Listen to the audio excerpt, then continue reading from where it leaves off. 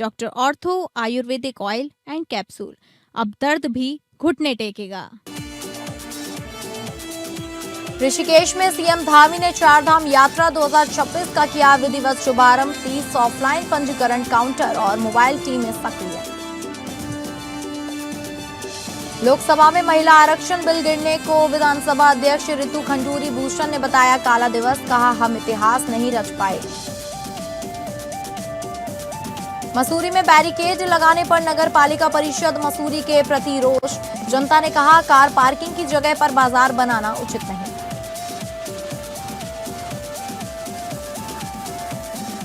नमस्कार, आप सभी का स्वागत है उत्तराखंड बुलेटिन में और मैं हूं आपके साथ अंकिता सिंह। बुलेटिन की शुरुआत करेंगे जहां ऋषिकेश में संयुक्त रोटेशन यात्रा व्यवस्था समिति द्वारा चारधाम यात्रा 2026 का विधिवत शुभारंभ मुख्यमंत्री पुष्कर सिंह धामी द्वारा ट्रांजिट कैंप ऋषिकेश में पूजन और बसों को हरी झंडी दिखाकर किया गया।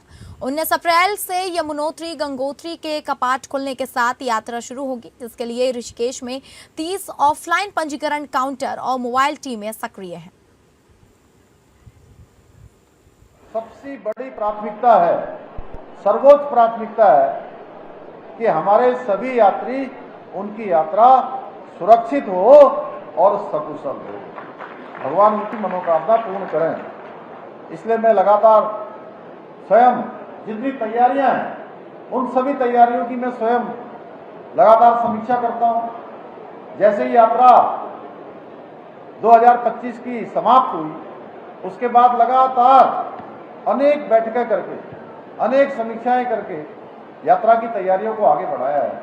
अभी 2 दिन पहले ही मैं रुद्रप्रयाग से लेकर गुप्तकाशी तक सड़क मार्ग को देखते हुए भी गया कि सड़क में कहीं काम होना है, कहीं पैच वर्क होने, गड्ढे हैं या सड़क खराब है, उसको ठीक करना है। अन्य व्यवस्थाएं, चूंकि पिछले वर्ष आपदा काफी रही, आपदा के बाद नवनिर्माण पुनर्निर्माण का काम कितना हुआ है। तो भाइयों बहनों, ये यात्रा सच में ये भगवान की प्राप्ति का एक बड़ा मार्ग है। जो यात्रा कर रहे हैं उनके लिए भी और जो यात्रा का संयोजन कर रहे हैं उनके लिए भी। अभी शास्त्री जी कह रहे थे मुझे कि मैं दूसरी बार आया हूँ, हालांकि उन्होंने बाद में ठीक कर दिया, लेकिन मैं कहना चाहता हूँ कि आप लोगों ने, मुझे ध्यान है 2021 में 4 जुलाई 2021 को मैंने इस जिम्मेदारी पर काम करना प्रारंभ किया और जब से लेकर तब से लेकर अब तक जितनी बार आप लोगों ने मुझे यात्रा के संबंध में यहाँ बुलाया होगा या आपने सूचना दी होगी, मैंने एक बार भी नागा नहीं किया है। चारधाम यात्रा के लिए पटेल भवन में शुक्रवार से कंट्रोल रूम शुरू हो गया है। इस कंट्रोल रूम से 24 घंटे यात्रा की निगरानी की जाएगी। आईजी गढ़वाल राजीव स्वरूप ने बताया कि यात्रा के मद्देनजर पुलिस की ओर से सभी तैयारियां कर ली गई हैं। करीब 1 सप्ताह पहले पुलिस फोर्स को भी तैनात कर दिया गया था। यात्रा के पिछले अनुभवों के आधार पर अधिक डिजिटल, सुरक्षित और सुविधा युक्त बनाने के लिए मास्टर प्लान तैयार किया गया। सुरक्षा के मद्देनजर यात्रा मार्ग को 16 सुपर जोन, 43 जोन और 149 सेक्टरों में विभाजित किया गया है। सुरक्षा व्यवस्था में जिला पुलिस के साथ साथ पीएसी, होमगार्ड और पीआरडी के जवानों को तैनात किया गया है। इसके अलावा एसडीआरएफ, एटीएस और बम निरोधक दस्ते और जल पुलिस की टीमें भी अलग अलग जगहों पर तैनात रहेंगी। चारों धामों में और यात्रा मार्गों पर सीसीटीवी कैमरे स्थापित कर दिए गए हैं। भीड़ नियंत्रण और निगरानी के लिए ड्रोन भी विभिन्न स्थानों से निगरानी करेंगे। श्रद्धालुओं की सुविधा के लिए पार्किंग स्थल और हाल्टिंग पॉइंट भी बनाए गए हैं।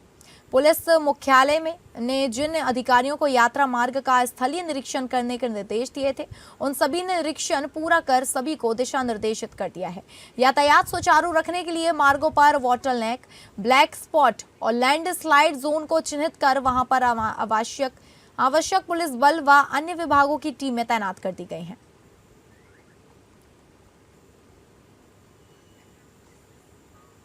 चारधाम यात्रा के सफल संचालन के लिए परिवहन विभाग की ओर से भद्रकाली मंदिर में पूजा अर्चना की गई। चारधाम यात्रा के लिए सुबह 6 बजे से सभी 30 काउंटरों पर पंजीकरण शुरू हो गया है। विश्व प्रसिद्ध चारधाम यात्रा को लेकर देवभूमि अब पूरी तरह तैयार है। ऋषिकेश स्थित ट्रांजिट कैंप में यात्रियों के पंजीकरण की प्रक्रिया शुरू होने के साथ ही व्यवस्थाएं चाक चौबंद कर दी गई हैं। चारधाम यात्रा पंजीकरण प्रभारी प्रेमानंद ने बताया कि सुबह 6 बजे से सभी 30 काउंटरों पर पंजीकरण शुरू कर दिया गया है। इसमें 24 काउंटर ट्रांजिट कैंप में और 6 काउंटर ISBT में खुले हैं। दोपहर 12 बजे तक करीब 150 यात्रियों ने पंजीकरण कराया। सबसे पहले नेपाल से आए 30 यात्रियों ने पंजीकरण कराया। यात्रा प्रशासन के विशेष कार्य अधिकारी PP नौटियाल ने बताया कि यात्रियों की सुविधा के लिए सभी व्यवस्थाएं पूरी कर ली गई हैं। SDM ने भी नगर निगम के अधिकारियों के साथ बैठक कर साफ सफाई दुरुस्त करने व ट्रांजिट कैंप में कर्मचारियों की व्यवस्था करने के निर्देश दिए। ट्रांसपोर्टरों ने कहा कि यात्रा के दौरान कई डग्गामार वाहन संचालित होते हैं, इनको रोकने के उपाय किए जाए। इस पर ARTO प्रवर्तन रश्मि पंत ने कहा कि चारधाम यात्रा के दौरान जिन वाहनों की उसी दिन की टोल पर्ची होनी, उन्हें ही ग्रीन कार्ड बनाया जा रहा है।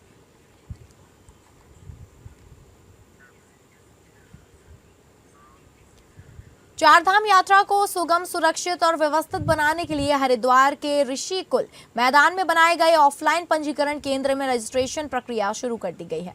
सबसे खास बात यह रही कि यात्रा का पहला पंजीकरण मध्य प्रदेश के शहडोल जिले से आए 7 सदस्यीय तीर्थयात्रियों के दल ने कराया। पहले तीर्थयात्रियों के दल का जिलाधिकारी मयूर दीक्षित और वरिष्ठ पुलिस अधीक्षक नवनीत सिंह भुल्लर ने अतिथि देवो भव की परंपरा के तहत फूल मालाओं और टीका चंदन से भव्य स्वागत किया। प्रशासन की ओर से यात्रियों को शुभकामनाएं देते हुए उनकी यात्रा मंगलमय होने की कामना की गई। तीर्थयात्रियों ने प्रशासन के प्रयासों की सराहना की। तीर्थयात्रियों ने कहा कि यहाँ पंजीकरण की बहुत अच्छी व्यवस्था है, हमारा बहुत अच्छे से स्वागत किया गया, हम बहुत खुश हैं। से आया हूँ। हरिद्वार प्रशासन के द्वारा सारी अच्छी व्यवस्था रही। बाकायदे स्वागत हुआ, माला पहनाया, मीठा खिलाया। तो जिला प्रशासन एवं धामी सरकार का दिल से धन्यवाद। तो श्री गंगोत्री श्री यमुनोत्री के कपाट खुल रहे हैं और उससे संबंधित पंजीकरण जो आज ही शुरू हो गया है। तो यहाँ पे ये ऋषिकुल में जो 20 पंजीकरण काउंटर्स हैं, ये 24 घंटे के लिए रहेंगे। तो इसमें पर्याप्त संख्या में दिन रात में पुलिस बल लगाया गया है। इसके अतिरिक्त यातायात के लिए विशेष प्रबंधन किया गया है। और इसमें यह है कि जैसे चारों धामों के कपाट खुलते हैं तो बड़ी संख्या में यहाँ पे ट्रैफिक आता है हरिद्वार में। तो यहाँ पे रजिस्ट्रेशन होगा। चमगादड़ टापू है, वहाँ पे विश्राम के यात्रियों के लिए व्यवस्था करी गई है। उत्तराखंड विधानसभा अध्यक्ष रितु खंडूरी भूषण ने संसद में महिला आरक्षण बिल पास न होने पर गहरी निराशा जताई। उन्होंने कहा कि जिस दिन इतिहास रचने का था उस दिन हम इतिहास नहीं रच पाए। महिलाओं के लिए यह काला दिवस बन गया। विधानसभा अध्यक्ष ने कहा कि प्रधानमंत्री मोदी से काफी उम्मीदें हैं, वह महिला शक्ति वंदन के लिए लगातार काम कर रहे हैं। रितु खंडूरी ने भरोसा जताया कि संसद और विधानसभा में महिलाओं को 33% आरक्षण जल्द मिलेगा। उन्होंने कहा कि आधी आबादी को उसका हक मिलना ही चाहिए। जो हुआ वो हम सब के लिए बहुत ही दुर्भाग्यपूर्ण और दुखद रहा। संविधान का 131वां संशोधन अधिनियम 2026 जो कि नारी शक्ति वंदन अधिनियम 2023 को क्रियान्वित करने के लिए आवश्यक था, आज भारत की संसद में पास नहीं हो पाया। ये हम सब बहनों के लिए काला दिवस है। आज हम सब बहुत दुखी हैं और परेशान हैं। भले ही हमारे आदरणीय प्रधानमंत्री जी ने इसकी पुरजोर तरीके से संसद में इसको रखा, इसको पेश किया। सभी पार्टियों के जो MPs हैं उन्हें बताया कि क्यों ये अधिनियम लाना आवश्यक है, क्यों नारी शक्ति का वंदन करना आवश्यक है। आज के दिन भारत के संसद में हम सभी के लिए इतिहास रचने का समय था। हम इतिहास को बनाने के कगार पर खड़े थे, लेकिन हमने आज वो मौका चूका है। पर मुझे पूरी तरह से अपने प्रधानमंत्री पर विश्वास है। यूथ कांग्रेस के नवनिर्वाचित जिलाध्यक्ष सक्षम अधिकारी के प्रथम बार लोहाघाट आगमन पर कार्यकर्ताओं और नेताओं में जबरदस्त उत्साह देखने को मिला। डाक बंगला परिसर में आयोजित स्वागत कार्यक्रम में क्षेत्र के कांग्रेस नेताओं और कार्यकर्ताओं ने फूल मालाओं से उनका जोरदार स्वागत किया। कार्यक्रम में लोहाघाट विधायक कुशाल सिंह अधिकारी ने सक्षम अधिकारी को नई जिम्मेदारी के लिए शुभकामनाएं देते हुए कहा कि पार्टी को आज ऐसे ही ऊर्जावान और जुझारू युवाओं की जरूरत है। उन्होंने विश्वास जताया कि सक्षम के नेतृत्व में संगठन को मजबूती मिलेगी और इसका सीधा फायदा आगामी 2027 विधानसभा चुनाव में देखने को मिलेगा। विधायक ने सभी नवनियुक्त पदाधिकारियों से आह्वान किया कि वे पूरी निष्ठा के साथ संगठन को मजबूत करने में जुट जाएं। उन्होंने कहा कि युवा ही पार्टी की असली ताकत है और उनकी सक्रिय भागीदारी से ही जीत का रास्ता तैयार होगा।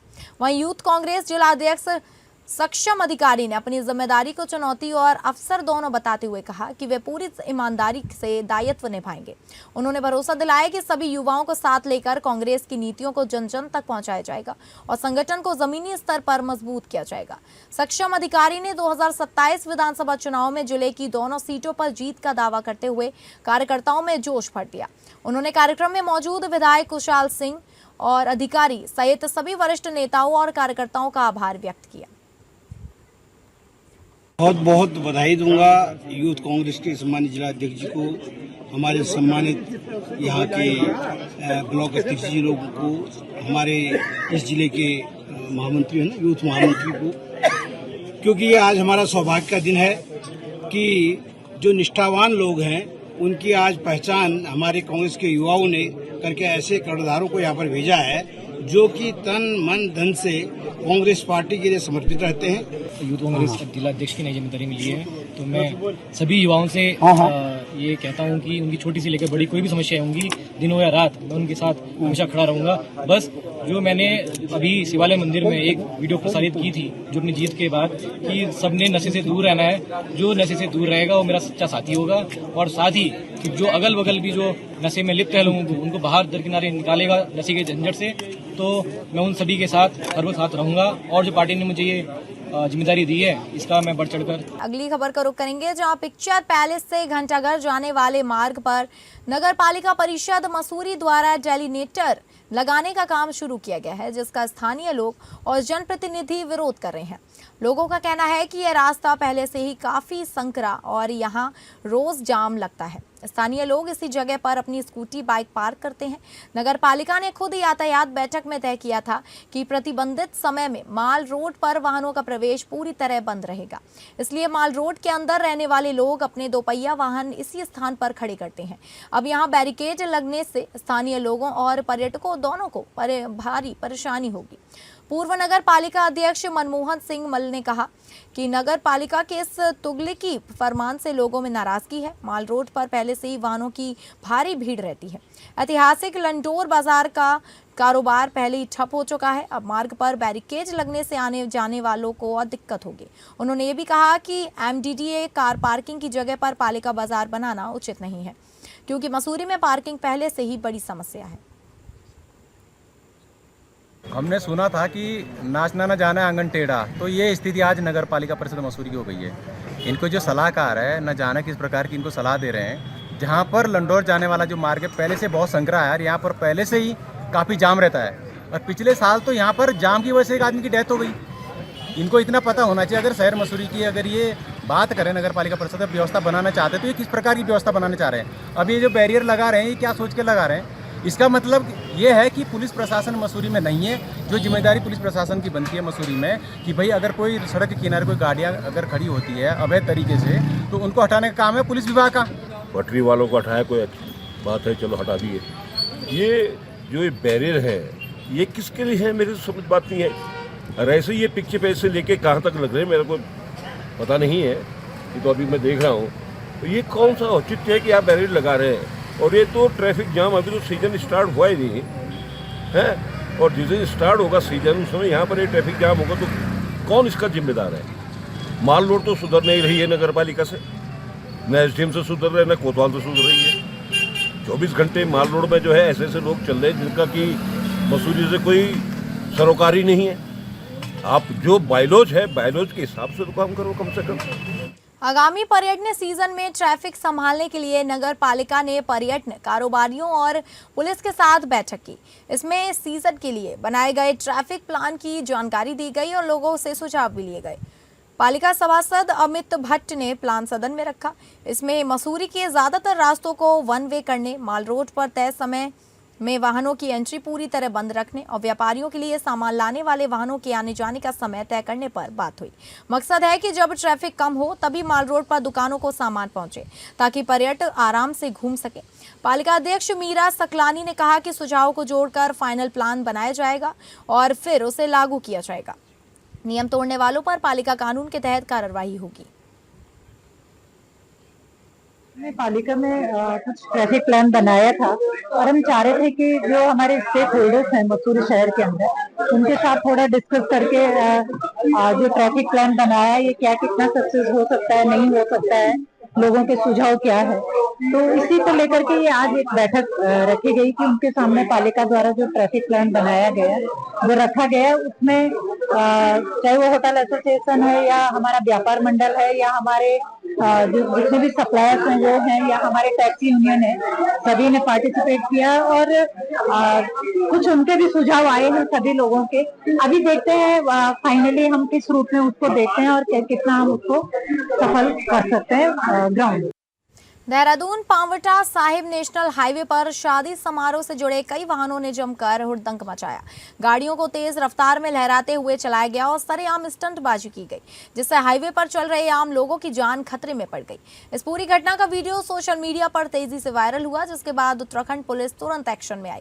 देहरादून पुलिस के निर्देश पर सहसपुर पुलिस ने सख्त कार्रवाई करते हुए 5 लग्जरी गाड़ियों को सीज कर दिया और सभी चालकों पर भारी जुर्माना लगाया गया। पुलिस ने साफ संदेश दिया कि सड़क पर इस तरह की लापरवाही और स्टंटबाजी किसी भी हाल में बर्दाश्त नहीं की जाएगी।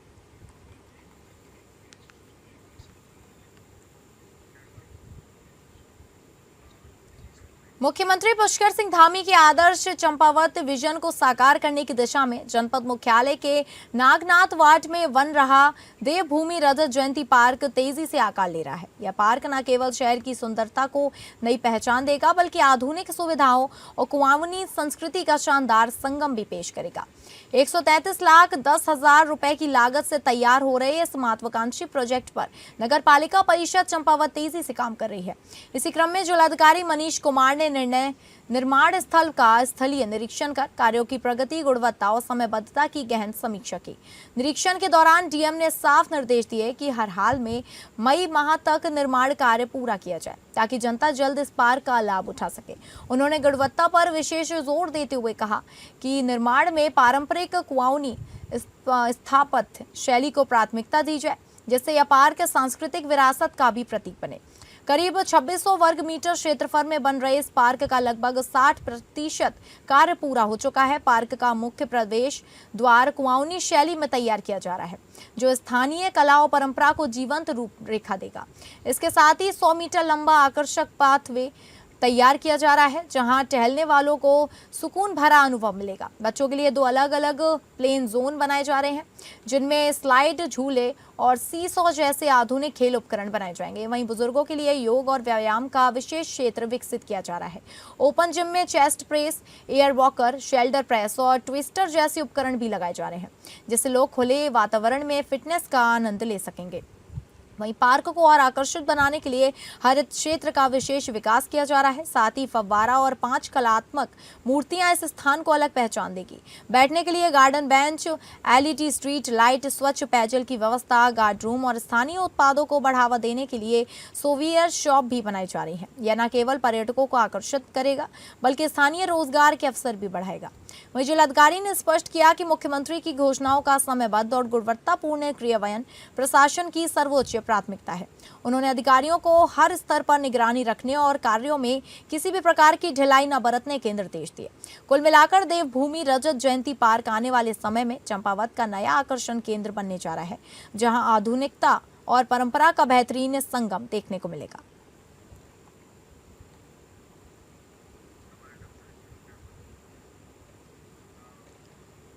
तो फिलहाल उत्तराखंड बुलेटिन में बस इतना ही। नमस्कार।